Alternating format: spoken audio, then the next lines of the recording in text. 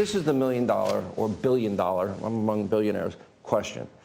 So you have all of this going on, and you stop, in a way. You're still doing it, and you partner with him. And this is what you get from the Democrats. You get, nobody voted for Elon. Well, nobody voted for any of your cabinet nominees. Okay, people are dying because of Doge cuts. I'll give you a chance to respond to all that. What Doge is doing is illegal. Elon Musk is more street vernacular for a male body part. It's a constitutional crisis. Okay. Why are they reacting like this? Well, first of all, do you give it fly and rip, or number one? And well, I guess we must be over the target or doing something right. You know, if like they wouldn't be complaining so much if we weren't doing something useful, I think. What all we're really trying to do here is restore the will of the people through the president.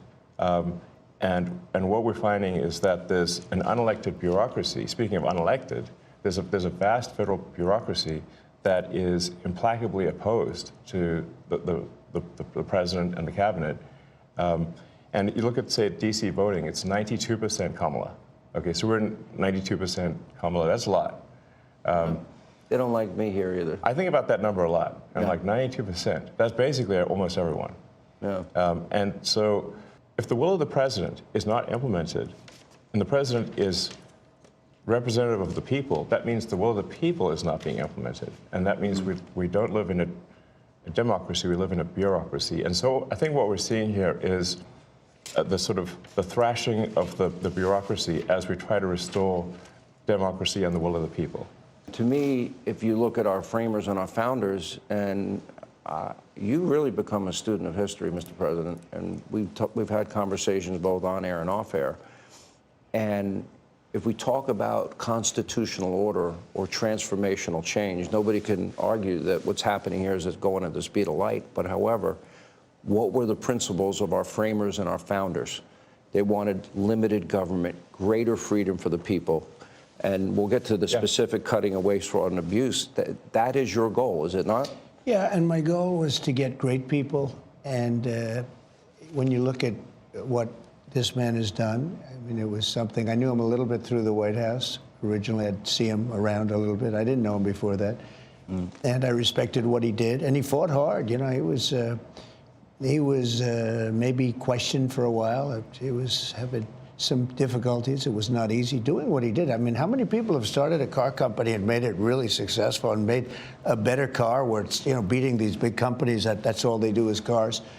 I mean, it's really amazing the things that he's done. But I didn't know it as much then as now. I mean, the fruits have sort of taken hold. But I wanted great people. And he's a great person. He's an amazing person. He's also a caring person. You know, he uses the word care.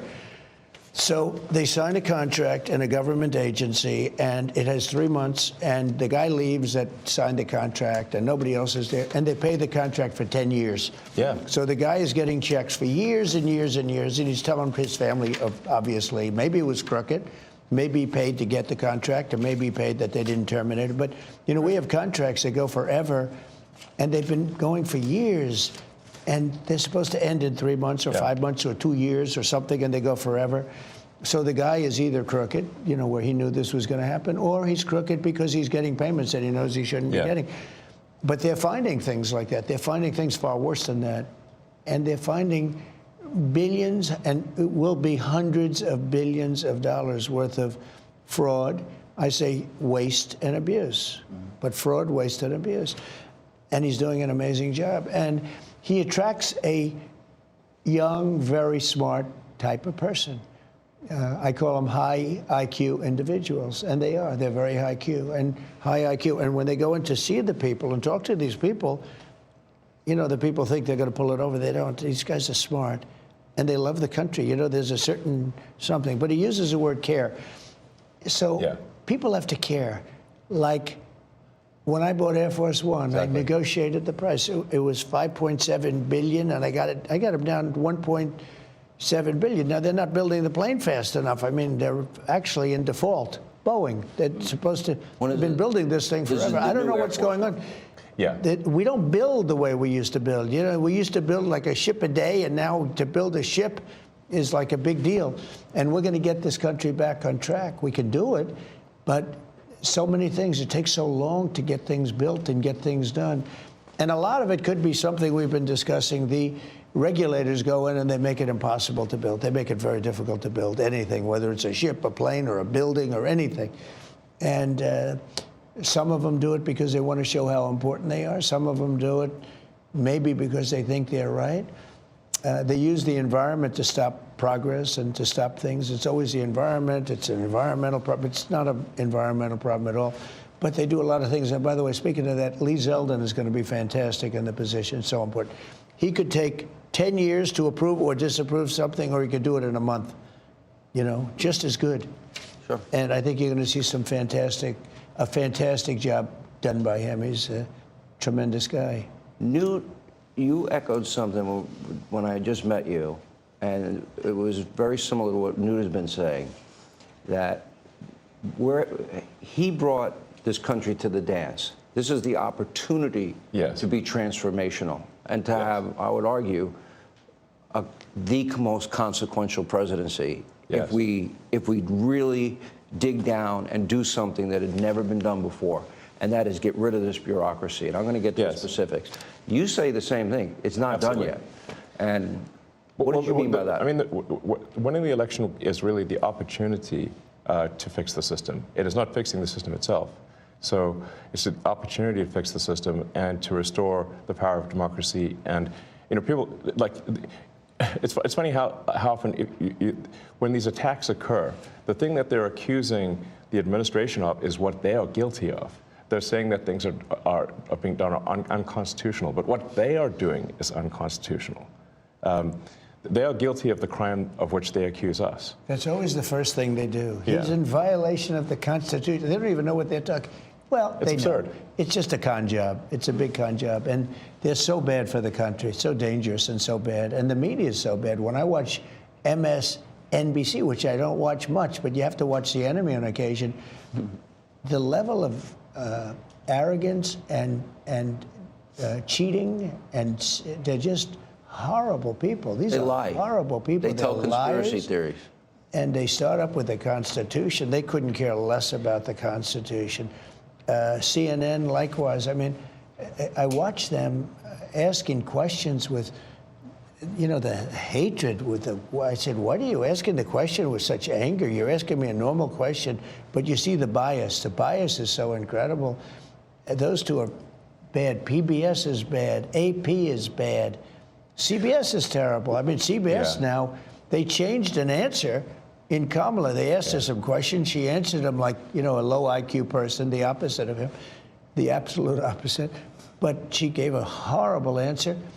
They took the entire answer out and they put another answer that she gave 20 minutes later into as the Part of her answer. word I've salad. never even heard of that. I thought I heard of it all. I'm going to, just for the sake of saving time, because I could spend, and I've done this on radio and TV, I can spend an hour finding the outrageous amounts of money being spent abroad, like USAID, and I just want to mention a couple, but I'm going to scroll it. Well, I guess at a high level, I think it's what the president mentioned earlier, which is that in order to save taxpayer money, it comes down to two things: competence and caring.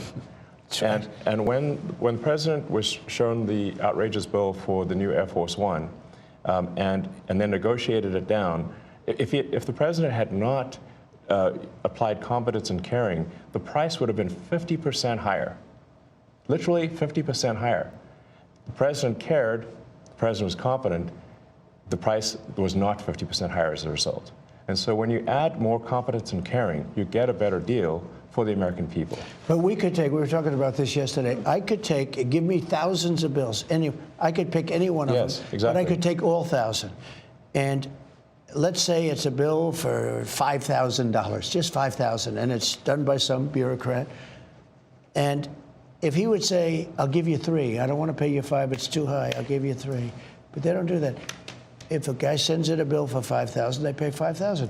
They expect to be cut. Everybody expects to be cut. When you send in a bill, you expect to be cut. They send in the bill higher for the most part. This is true with lawyers, legal fees. When they send in legal fees, I can cut. I wish I had the time. I would save so, but I could cut these bills in half, much better Yes. than half. But you offer people a much lower number because you know they actually put fat. I'm not even saying it's like a way of business. They put more on because they expect to be negotiated. When you send in a bill to the government, there's nobody to negotiate. Yes. You send in a bill for $10,000 and they send you a check back for $10,000. If you would call them and said, we'll give you 5. No, no, no, I need more than 5. We'll give you 5. I'm not going to pay any more than 5. Make it 6. No, I'm not going to make it 6. And you'll settle for $5,500. You've just cut the bill almost in half, and it took like 2 minutes. But none of that's Don't we done. call that the art of the But deal? that's caring. No, it's not even the art of the deal. It's caring. It's He uses the word. competence and caring. It's caring. Yeah. It's a certain competence, but I think it's more caring than competence. If you add either ingredient, either competence or caring, you'll get a better outcome. But it stands to reason that if you don't have competence, you don't have caring, you're going to get a terrible deal. And the problem is that the American taxpayers have been getting a terrible deal because look at the last administration. Can any reasonable person say that the last administration was either competent or caring? But they lied to us and said that Joe didn't have a cognitive decline. They fully lied. They said the borders were closed. They said that the borders were secure. They said that, Right. they said Obamacare would save. They flat out lied. It flat